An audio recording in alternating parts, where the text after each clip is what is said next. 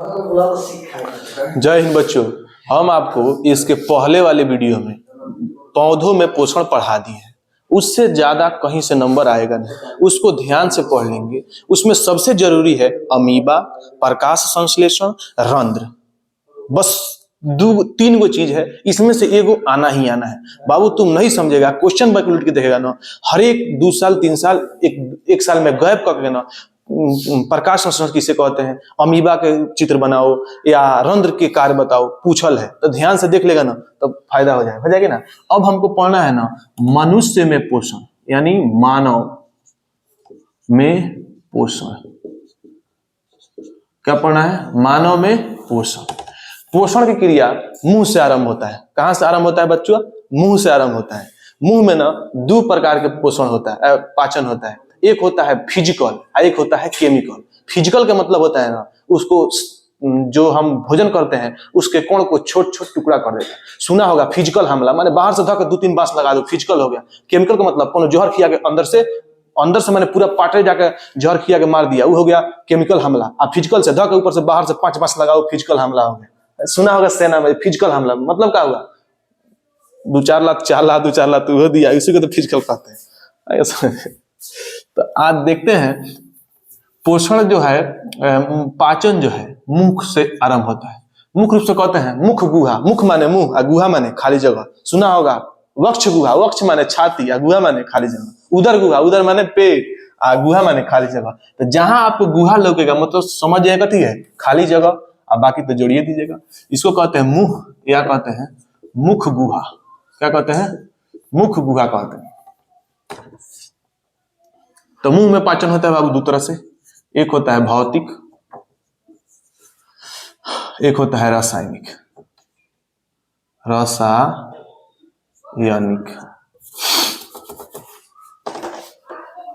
भौतिक साफ लिख देते हैं। दूसरा होता है रासायनिक। ठीक है। भौतिक में क्या किया जाता है? जो हम भोजन किए हैं उसके कण को छोटा छोटा टुकड़ा में काट दिया जाता है। ठीक है। तो भौतिक पाचन होता है हमारे दांत के बीच में। क्या होता है? दांत के बीच में। तो दांत के बबुआ अगर संख्या दिखा दे हम तुमको, दांत, तो दांत होता है कगो? टोटल 32 गो। ठीक है। 32 गो में ये 4 प्रकार से होता है। पहला कहते हैं कृंतक, दूसरा कहते हैं कथी? रदनक, तीसरा कहते हैं अग्रचौर्णक, और चौथा कहते हैं कथी? चौर्णक। कृंतक की संख्या होता है 8 गो, रदनक की संख्या होता है 4 गो, अग्रचौर्णक की संख्या होता है 8 गो, और चौर्णक की संख्या होता है कितना? 12 गो संख्या होता है। टोटल जोड़ेगा तो 32 को आ जाए। ठीक है। दांत एगो मनुष्य के पूरे जीवन काल में दांत होता है 52 गो। कब होता है? उगता है 52 गो। 20 गो दूधा के दांत निकलता है, 12 साल तक फिर टूट के जम जाता है।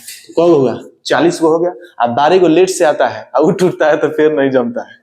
वो अगर टूटता है तो फिर नहीं जमता है। इसलिए एगो मनुष्य के पूरे जीवन काल में दांत कितना आता है? तो 52 गो आता है। कब आता है बच्चा? 52 गो आता है। ठीक है। तो ये है भौतिक पाचन। पूछा है जो रदनक के कितना संख्या है, ध्यान से देख लो। रदनक के जो होता है ये आगे वाला है। रदनक में भोजन को काट देते हैं। बचपन में होगा रोटी लपेट के घूम घूम खाता होगा, तो किससे काटता है? रदनक से कहा, कृंतक से काटता है। तो कृंतक भोजन को कुतरता है, रदनक भोजन को फाड़ता है। अग्रचौर्णक जो है ये थोड़ा मोट पीसता है, और चौर्णक जो है ये पूरा गनगना के पीस देता है, साफ पातर पीस देता है। आगे समझ में? तो टोटल ये हो गया दूधा के दांत की संख्या होता है 20 गो। ठीक है। पूछा है जो दूधा के दांतों की संख्या कितना होता है? तो 20 गो होता है। तो यह सब था, यह भौतिक पाचन था। कही था बच्चा? भौतिक पाचन था। अब आ जाए रासायनिक पाचन। तो रासायनिक पाचन में ना मुंह में से निकलता है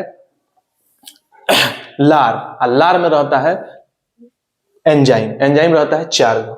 अगर हम देख लें मुंह में रहता है लार, लकर लार और लार कितना? प्रतिदिन ना एक दिन में मनुष्य के मुंह में लार बनता है 1.5 लीटर। क लीटर बनता है? 1.5 लीटर। ठीक है। 1.5 लीटर बनता है एक दिन में। मनुष्य के शरीर में कितना लीटर लार बनता है? 1.5 लीटर लार बनता है।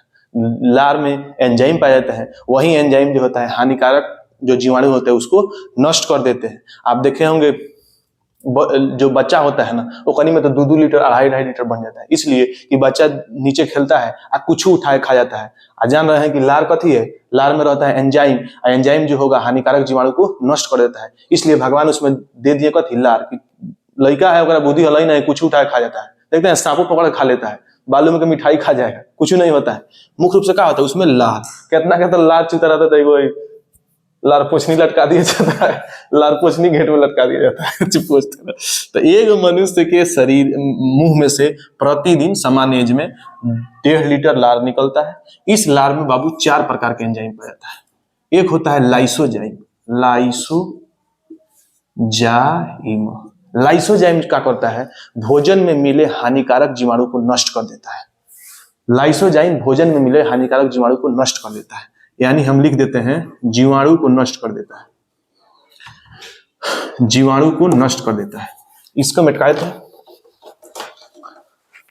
जीवाणु को नष्ट कर देता है, जीवाणु को नष्ट कर देता है। कौन नष्ट कर देता है? लाइसोजाइम। उसके बाद 2 को पाया जाता है, एक का नाम है टाइलिन, और एक का नाम है डाइएस्टेज।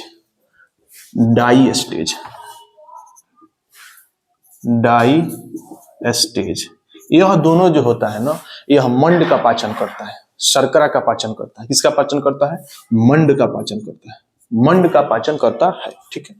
और चौथा जो पाया जाता है इसको हम कहते हैं म्यूलिन। क्या कहते हैं बाबू? म्यूलिन। म्यूलिन जो होता है भोजन को लसर बना देता है, चिपचिपा बना देता है। घरे देखता है भूजा खाता है, अब भूजा तो कितना रूखड़ होता है, मुंह में जाता है तो पूरा लभड़ देता है, तो क्या है वो मुख्य रूप से कौन उसको लसर बना देता है? म्यूलिन बना देता है। अगर म्यूलिन नहीं रहता तो हम कोई भी चीज खाते ना तो अंतरी जाके अंदर का जो पचौनी होता है छिला जाता है। आगे समझ में? तो म्यूलिन जो है भोजन को चिपचिपा बना देता है। नहीं होगा ना तो जना रोटी खाना खूब चिपा के उगील के देखना, पूरा लसर हो जाता है। क्या होता है? लसर हो जाता है। तो यह भोजन को चिपचिपा बना देता है, भोजन को क्या करता है? चिपचिपा बना देता है। ठीक है। तो मुंह में रासायनिक पाचन में मुख्य रूप से ये करता है, एंजाइम को मिला देता है। अब क्वेश्चन पूछेगा कि भोजन का पाचन आरंभ कहां से होता है? तो मुंह से होता है। अच्छा, भोजन का पाचन मुंह से होता है, अब पचना जो आरंभ हो जाता है मुंह से हो जाता है, किस पोषक तत्वों के मुंह से पाचन हो जाता है? तो आप कहेंगे कार्बोहाइड्रेट। क्वेश्चन पूछा हुआ है इनमें से किस पोषक तत्व का पाचन मुंह से आरंभ हो जाता है, तो आप कहेंगे कार्बोहाइड्रेट का। किसको? कार्बोहाइड्रेट का। कितना प्रोटीन पर मार देता है? गधा कहाँ का, प्रोटीन सबसे लेट से पचता है। आगे समझ में? तो किस पर मारेगा? कार्बोहाइड्रेट पर। ठीक है। उसके बाद ना मुंह में ना 6 लार ग्रंथि पाया जाता है। सबसे बड़ी लार ग्रंथि को कहते हैं 6, यानी 3 जोड़ी लार ग्रंथि, 3 गो हेने यानी 6 गो संख्या में हो गया, और जोड़ी में कितना? 3 जोड़ी। तो सबसे बड़ी जो लार ग्रंथि होती है उसे पैरोटिड कहते हैं। क्या कहते हैं? पैरोटिड। कौन ग्रंथि कहते हैं? पैरोटिड ग्रंथि है। पैरोटिड ग्रंथि में कबो कबो सूजन हो जाता है, जीवाणु हानिकारक होते हैं, जाकर उसको धकिया देते हैं तो सूजन हो जाता है, तो उसी में कथी? गलसुआ। तो वो मिलता है पर आदमी चिपका लेता है, यानी पैरोटिड ग्रंथि में सूजन होने के कारण हो जाता है कथी? गलसुआ। तो सबसे बड़ी ग्रंथि कौन है? सबसे बड़ी लाल ग्रंथि कौन है?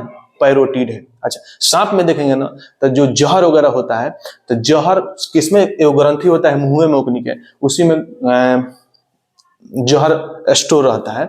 तो सांप में स्टोर किसमें रहता है? पैरोटिड में जहर स्टोर रहता है। हम लोग के सबसे बड़ी ग्रंथि कौन, सबसे बड़ी लार ग्रंथि कौन है? पैरोटिड है। तो यहाँ से ना मुंह में पाचन खत्म हो गया, मुंह में जितना पाचन होना था, जितना उसका थुराई ऊंचाई होना था, यह हो गया खत्म। मुंह के बाद ना भोजन सीधे चल जाता है किस पे? यानी हम देखें इसका मार्ग, तो मुंह हो गया, मुंह के बाद भोजन जाता है ग्रासनी में। किसमें जाता है? ग्रासनी में। ग्रासनी में किसी प्रकार के पाचन नहीं होता है, बल्कि ग्रासनी भोजन को लाकर आमाशय में छोड़ देता है। क्या करता है? ग्रासनी भोजन को ले आकर आमाशय में छोड़ देता है। यानी ग्रासनी का जो लंबाई होता है लगभग कितना होता है? 15 सेंटीमीटर हो। अब हाइट के अनुसार एगो हमारा जैसा हाइट होगा ना उसमें होगा, ये नहीं ले लो एगो तो मैं कहेगा 15 सेंटीमीटर, कहेगा गलती बता दी। गलती थोड़े ना है, हाइट के अनुसार जो है वो क्या हो जाता है? ग्रासनी का जो है लंबाई घटते बढ़ते रहता है। तो समान एज में समान हाइट को देखा जाए तो उसमें ग्रासनी का जो साइज है, लंबाई कितना होता है?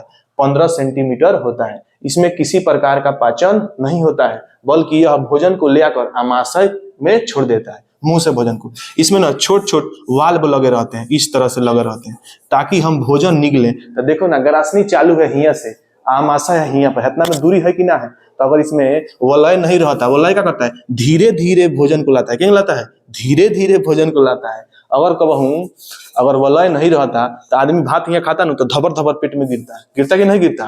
तो इसलिए इसमें वलय लगा दिया है ताकि भोजन को गने गने लेके जाएगा। ठीक है, तो ग्रासनी में पाचन होता नहीं है, बल्कि यह क्या करता है, मुख गुहा और आमाशय को कनेक्ट करके रख देता है। ठीक है बच्चों, इसके नेक्स्ट वीडियो में हम पढ़ लेंगे कथी, आमाशय, छोटी आंत, बड़ी आंत, मलाशय, उसके बाद क्या हो जाएगा, पाचन खत्म हो जाएगा। जय हिंद, मिलेंगे नेक्स्ट क्लास में।